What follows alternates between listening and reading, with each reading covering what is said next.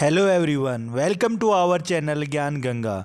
Today we are going to do worksheet of chapter number 15 Blow Hot, Blow Cold EVS Class 5 NCERT.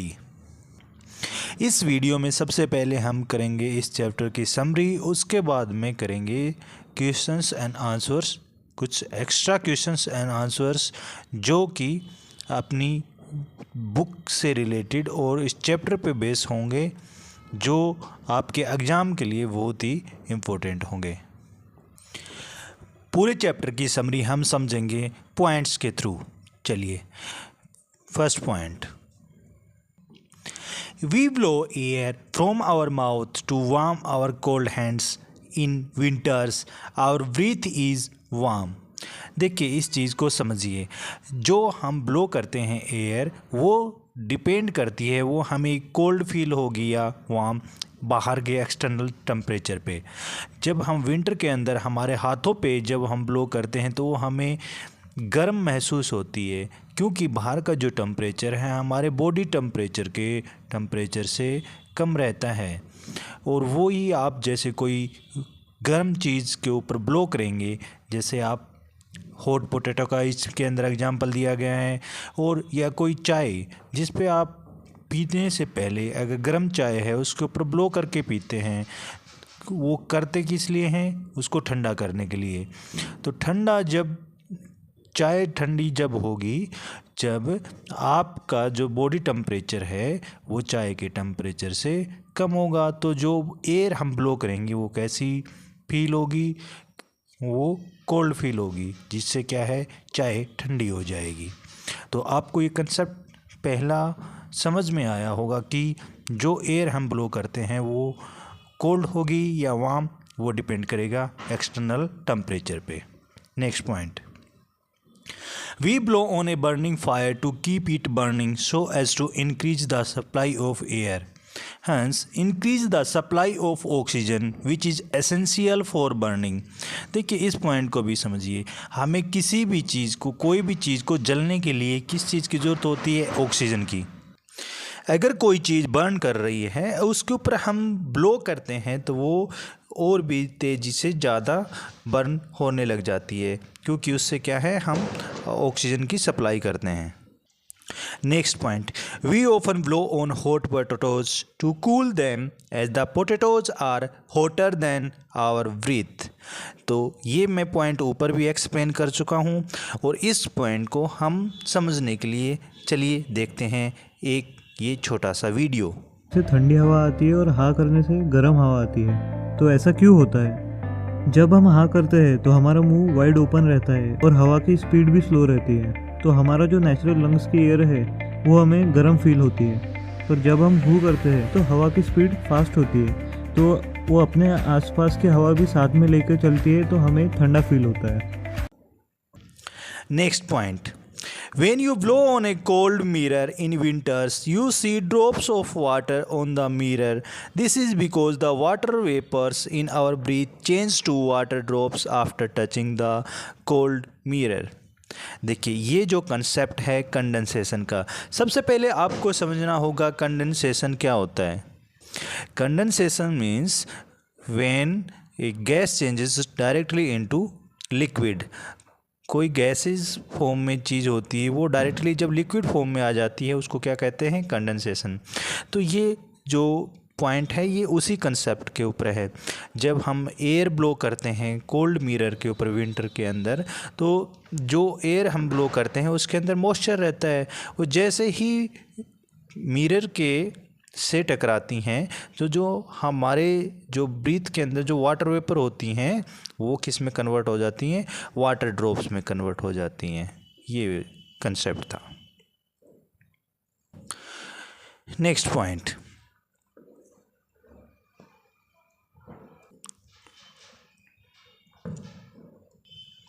we blow to cool hot things as well as to warm them depending on the situation। तो ये हम पहले भी ऊपर first point में समझ चुके हैं कि कोई चीज़ अगर गर्म है तो उसको ठंडा करने के लिए हम ब्लो करते हैं, और कोई चीज़ अगर हमें कूल लग रही है तो हम उसको गर्म करने के लिए भी ब्लो करते हैं। Next point, a stethoscope is an instrument used to listen to the sound of our heartbeat. तो इस पॉइंट में ये दिया गया है, स्टेथोस्कोप क्या होता है। स्टेथोस्कोप एक इंस्ट्रूमेंट होता है जिससे हम साउंड ऑफ आवर हार्टबीट को सुन सकते हैं। ये डॉक्टर्स यूज़ करते हैं। चलिए एक वीडियो के थ्रू हम समझते हैं स्टेथोस्कोप क्या होता है। दोस्तों आज हम जानेंगे स्टेथोस्कोप के बारे में। स्टेथोस्कोप क्या होता है, इसका इस्तेमाल किन कंडीशन में किया जाता है और इसके जो पार्ट्स होते हैं उनके क्या क्या काम होते हैं। दोस्तों स्टेथोस्कोप का आविष्कार फ्रांस में 1816 में रेनलेक नाम के एक व्यक्ति ने किया था, लेकिन इसमें उस दौरान एक लकड़ी की ट्यूब होती थी। उसने ये आविष्कार इसलिए किया था क्योंकि वह एक औरत के दिल की आवाज़ को जब सुनता था तो उसे अच्छा नहीं लगता था, उसको शर्म आती थी। उसने सोचा क्यों ना एक ऐसा यंत्र बनाया जाए जिससे मुझे मरीज के दिल की आवाज़ भी सुनाई दे और मरीज के शरीर को स्पर्श भी ना किया जाए। उसके बाद 1829 में गोल्डिंगमर ने एक सिंगल लचीली ट्यूब वाले स्टेथोस्कोप को बनाया। उसने सोचा था ये ज़्यादा कारगर नहीं निकलेगा, पर वो भी बहुत ज़्यादा उपयोगी निकला। फिर उसके बाद 1851 में जॉर्ज फिलिप कैमरन ने दोनों कानों से सुनने वाली 2 ट्यूब वाले स्टेथोस्कोप का आविष्कार किया। ये बहुत ज़्यादा कारगर निकला और काफ़ी इस्तेमाल में लाया जाने लगा। दोस्तों अब बात करते हैं कि स्टेथोस्कोप का इस्तेमाल कब किया जाता है। दोस्तों स्टेथोस्कोप जो होता है ये स्कल्टेशन या किसी इंसान या किसी जानवर के शरीर के अंदर की आवाज़ को सुनने का एक मेडिकल इंस्ट्रूमेंट होता है। इसका उपयोग हार्ट, लंग या हमारे इंटेस्टाइन की आवाज़ को जो होती है उसको सुनने के लिए इसका उपयोग किया जाता है। आज गले में पहना जाने वाला स्टेथोस्कोप एक डॉक्टर की छवि बन गया है। स्कल्टेशन किसी भी मरीज की जाने वाली सबसे पहली जांच होती है। सबसे पहले स्कल्टेट करता है कहीं उसके लंग्स में या उसकी छाती में या उसके इंटेस्टाइन में किसी तरह की कोई प्रॉब्लम तो या किसी तरह की आवाज़ तो नहीं आ रही है। स्टेथोस्कोप जो होता है 3 पार्ट से मिलकर बनता है। Number 1 head piece, number 2 tubing, number 3 chest piece. जो चेस्ट का पार्ट होता है उसमें स्टेम, डायफ्राम और बेल होती है। जो स्टेम होता है वो डायफ्राम को ट्यूब से जोड़ता है ताकि जो भी हम चेस्ट की आवाज़ सुनते हैं, चाहे वो लंग्स की आवाज़ सुनते हैं, चाहे वो हार्ट की साउंड सुनते हैं, उन सभी को हेड पीस जो हमारे कानों में लगे होते हैं उसके द्वारा सुन सकें। एक होता है ट्यूबिंग, ये एक लचीली ट्यूब होती है। इसका काम होता है कि हमारे कानों पर वही आवाज़ आ रही है जो चेस्ट पार्ट में लगी डायफ्राम और बेल कैप्चर कर रही है। नंबर 3 पार्ट होता है हेड पीस। ये स्टेथोस्कोप का आधा ऊपरी भाग होता है। ये एक लचीली रबर और धातु का बना होता है। जो धातु की ईयर ट्यूब होती है वो इस तरीके से डिजाइन की गई होती है कि दोनों कानों तक शारीरिक ध्वनि जो होती है बराबर जा सके और हमारे कानों में लगे रबर की ईयर पीस से हमारे कान शारीरिक ध्वनि को अच्छे से प्राप्त कर सके। Our heart beats faster after we run, skip और exercise। जैसे ही हम एक्सरसाइज करते हैं या रनिंग करते हैं तो हमारी जो हार्ट बीट हैं वो इंक्रीज हो जाती हैं। आप ये करके देख सकते हैं कि आप पहले अपने नॉर्मली काउंट करें हार्ट बीट को और फिर after jumping for some time उसके बाद काउंट करेंगे तो आपको डेफिनेटली आपकी जो हार्ट बीट है वो इंक्रीज हुई मिलेंगी।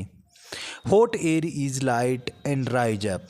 जो गर्म हवा होती है वो लाइट होती है और वो ऊपर की तरफ जाती है, और cold air is heavy and comes down. जो कोल्ड एयर होती है वो हैवी होती है और वो नीचे की तरफ आती है। लिए एक लास्ट पॉइंट जो मैं एक वीडियो की तरह आपको समझाऊंगा कि जो हमारी रिस्पिरेटरी रेट होता है वो अलग अलग एजेस में अलग अलग होता है। जो एक बच्चा होता है उसका जो रिस्पिरेशन रेट होता है वो ज़्यादा होता है, फिर एडल्टहुड में कम हो जाता है। चलिए समझते हैं एक वीडियो के थ्रू। Hello friends, welcome to nursing study. आज की वीडियो में शेयर कर रही हूँ normal respiratory rate by age. तो एज के अकॉर्डिंग यहाँ पर हम रेस्पिरेटरी रेट जो है वो देखेंगे। न्यूबॉर्न से लेकर अडल्ट का सभी का रेस्पिरेटरी रेट देखेंगे यहाँ पर। तो रेस्पिरेटरी रेट जो होता है वो हम BPM के अकॉर्डिंग देखते हैं, यानी कि ब्रीथ पर मिनट। ठीक है, कि एक नॉर्मल अडल्ट 1 मिनट में कितनी ब्रीथ ले रहा है, और या फिर newborn, infant and pre Schuler. तो एज के अकॉर्डिंग रहेगा रेस्पिरेटरी रेट और ब्रीथ पर मिनट BPM के अकॉर्डिंग होगा यहाँ पर। फर्स्ट आता है न्यूबॉर्न्स। ठीक है, न्यूबॉर्न्स यानी कि जब बेबी 1 वीक का होता है, जन्म लेने से 1 वीक का हम उसे न्यूबॉर्न बोलते हैं बच्चे को। तो उनका रेस्पिरेटरी रेट जो होता है वो होता है 44 BPM ब्रीथ पर मिनट। इसके बाद आता है इन्फेंट्स। इन्फेंट्स का रेस्पिरेटरी रेट होगा 20 to 40। तो इन्फेंट होंगे, 1 मंथ का जो बेबी होता है उसे हम इन्फेंट बोलते हैं, तो उनका जो रेस्पिरेटरी रेट होगा वो 20 to 40 ब्रीथ पर मिनट होगा। प्री स्कूलर 1 ईयर से लेकर 3 ईयर तक प्री स्कूलर चिल्ड्रन होते हैं, उनका रेस्पिरेटरी रेट होगा 20 to 30 BPM। ओल्डर चिल्ड्रन होगा 16 to 25 BPM। एंड अडल्ट का जो नॉर्मल रेस्पिरेटरी रेट माना जाता है वो है 12 to 20 BPM। And adult exercising, यानी कि अगर अडल्ट एक्सरसाइज कर रहा है तो उस टाइम पर उनका रेस्पिरेटरी रेट होगा 35 to 45 BPM। तो ये नॉर्मल रेंज है न्यू बॉर्न से लेकर के अडल्ट तक की। तो मोस्टली जो है वो अडल्ट की रेस्पिरेट आपसे पूछा जाता है, एग्ज़ाम में भी पूछा जाता है आपसे, और आपके इंटरव्यू में भी पूछे जाते हैं। तो ये बेसिक इन्फॉर्मेशन है। तो आई होप आज की वीडियो जो है आपके लिए हेल्पफुल रहेगा। Thank you for watching. हमने स्टोरी को अच्छे से समझ लिया है, चलिए अब करते हैं इसके questions and answers. The story title blow hot blow cold was written by, तो ये स्टोरी है जो आप ब्लो हॉट और ब्लो कोल्ड के अंदर जो स्टोरी थी एक वुड कटर की, ये लिखी गई थी डॉक्टर जाकिर हुसैन के द्वारा। Our heart beat dash after we run, तो अभी मैंने समरी कर रहे थे जब बताया था कि आपकी जो हार्ट बीट है वो फास्ट हो जाती है जैसे ही आप रनिंग करते हो या जंप करते हो। The air blown from our mouth is dash than the air in our surroundings in winter season. ये भी मैंने ऊपर अभी एक्सप्लेन किया आपको कि जो हम एयर ब्लो करते हैं वो डिपेंड करेगी बाहर के एक्सटर्नल टेम्परेचर पे। अगर बाहर विंटर का सीज़न चल रहा है तो जो एयर हम ब्लो करेंगे वो कैसी होगी, वार्म होगी, गर्म होगी। The air that we breathe out contains dash which changes into drops on touching a cold surface. जो एयर हम ब्लो करते हैं तो उसके अंदर मॉइस्चर होता है, वह उसके अंदर वाटर वेपर होता है। जैसे ही वो किसी ठंडी चीज़ के साथ में टकराएगी तो वो किस में कन्वर्ट हो जाएगी, वाटर ड्रॉपलेट्स में कन्वर्ट हो जाएगी due to the process of condensation. We blow tea to cool it because the air coming out from our mouth is dash than hot tea. जो हम हॉट टी के ऊपर blow करते हैं वो किस लिए ब्लो करते हैं, क्योंकि जो एयर हम ब्लो करते हैं वो हॉट टी को ठंडा करने के लिए ब्लो करते हैं। तो जो हम ब्लो करते हैं वो चाय के लिए क्या होता है, ठंडा फील होता है, इसी वजह से चाय ठंडी हो जाती है। Next question, what is stethoscope? Stethoscope is a instrument use by doctors, instrument है जो यूज़ किया जाता है डॉक्टर्स के द्वारा एंड अदर मेडिकल पीपल, और लोगों के द्वारा भी यूज़ किया जाता है जो मेडिकल लाइन से रिलेटेड होते हैं। It use to measure peoples heart beat and their breathing. तो स्टेथोस्कोप का यूज़ किस लिए होता है, लोगों की हार्ट बीट मेजर करने के लिए यूज़ किया जाता है। Read and match the following. अब आपको जो नेक्स्ट क्वेश्चन है वो मैच द फॉलोइंग का है। अभी देखिए हमने ऊपर ही पढ़ा है इससे related, hot air moves upward, hot air होती है वो अपवर्ड मूव करती है, cold air moves downward. Flute क्या है, एक म्यूजिकल इंस्ट्रूमेंट है। विंड मिल क्या करती है, moves with the help of air. Windmill किससे, moves with the help of air की वजह से विंड मिल चलती है। Next question, the woodcutter was blowing on his hands while cutting wood, Y? जो वुड कटर था वो अपने हाथों पे बार बार क्यों ब्लो कर रहा था लकड़ी काटते टाइम पे, तो it is too cold, his hands are frozen so he blow on them to warm them up a little। जैसा कि हमने स्टोरी में पढ़ा था वो विंटर सीजन का टाइम था और वो जंगल, डीप जंगल में लकड़ियाँ काटने गया था, वहाँ पे बहुत ज़्यादा ठंड थी तो उसको इट इज़ टू कोल्ड, और उसके जो हाथ थे वो एक तरीके से जम गए थे तो उनको गर्म करने के लिए वो बार बार उन पे ब्लो कर रहा था। Why was the woodcutter blowing on the hot potato? जो वुड कटर था वो हॉट पोटैटो पे क्यों ब्लो कर रहा था? He blowing hot potato to make it cool, क्योंकि उसको बहुत ज़्यादा भूख लगी हुई थी और पोटैटो को ठंडा करने के लिए वो उसके ऊपर ब्लो कर रहा था, क्योंकि पोटैटो का टेम्परेचर हमारे बॉडी टेम्परेचर से ज़्यादा था। तो हम जो ब्लो करेंगे वो पोटैटो को ऊपर उसको ठंडा करने में काम करेगी। What caused Miyawlisti to get confused?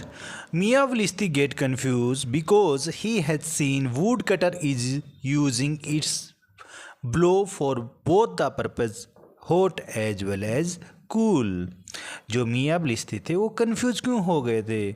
Would cutter को देख के कंफ्यूज हो गए थे मियावलिस्ती। हमने स्टोरी में पढ़ा था वो क्यों कंफ्यूज हो गए थे, क्योंकि मियावलिस्ती गेट कंफ्यूज बिकॉज उसने देखा कि जो वुड कटर है वो अपने जो ब्लो कर रहा है उसको दोनों पर्पज़ के लिए यूज़ कर रहा है, गर्म एज वेल एज कूल, मतलब ठंडा करने के लिए भी यूज़ कर रहा था और किसी चीज़ को गर्म करने के लिए भी अपने ब्लो का यूज़ कर रहा था। Why does a person blow on her spectacles to wipe them clean? देखिए क्वेश्चन ये है कि कोई भी व्यक्ति अपने जो स्पेक्टिकल्स मतलब चश्मे होते हैं उनके ऊपर ब्लो क्यों करता है? उनको साफ़ करने के लिए। देखिए अब समझते हैं। The moist from the air blown gets converted into droplets of water on glass, hence can clean the spectacles. तो ये कंसेप्ट हम पहले भी पढ़ चुके हैं। जो हम एयर ब्लो करते हैं उसके अंदर मॉइस्चर होता है, वाटर वेपर होती है। जैसे ही वो मिरर के साथ टकराती हैं तो वो किस में जो वाटर वेपर होता है या मॉइस्चर होता है हमारे ब्लो के अंदर वो ड्रॉपलेट्स में कन्वर्ट हो जाता है और उससे जो स्पेक्टिकल्स हैं वो अच्छे से साफ हो जाती हैं। आई होप आपको सभी क्वेश्चन आंसर्स एंड समरी अच्छे से समझ में आई होगी। चलिए अब आपका टर्न आ गया है, आपसे क्वेश्चन पूछूंगा मैं और उनका आंसर्स आपको कमेंट बॉक्स में टाइप करने हैं। Questions do as yourself. आपसे पहला क्वेश्चन ये है कि आपको बताना है काउंट, आपको खुद के काउंट करने, count how many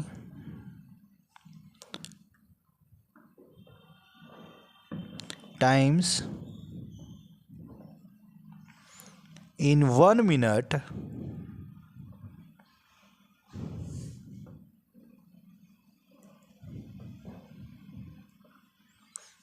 you breathe in and breathe out। ये आपको खुद से करके देख सकते हो। आप अपनी नोज़ के आगे उंगली फिंगर रख के आप उसको फील कर सकते हो और 1 मिनट में आप कितनी बार सांस अंदर लेते हो और सांस से छोड़ते हो। Second question, dash air is heavy and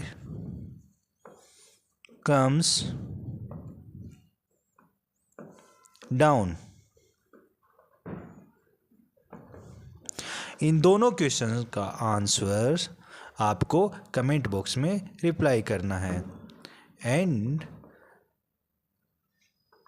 if you like our video then like and subscribe our channel. Thank you.